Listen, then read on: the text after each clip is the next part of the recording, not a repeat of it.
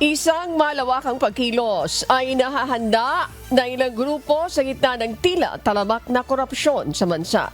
Nakaamba ang mga pagkilos sa Metro Manila, partikular sa EDSA Ortigas, gayon din sa Davao City at Cebu City. Sa araw ng Biyernes na inorganisa ng Bangon Sambayanan Movement. Kasama rin sa mga nananawagan ng pananagutan si dating Presidential Anti-Corruption Commission Chairman sa ilalim ng Duterte Administration, Greco Belhica.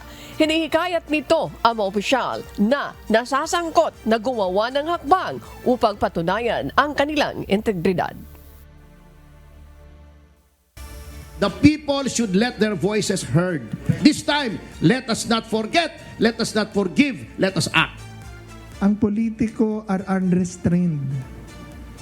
Ang nag-iimbestiga ang dapat imbestigahan.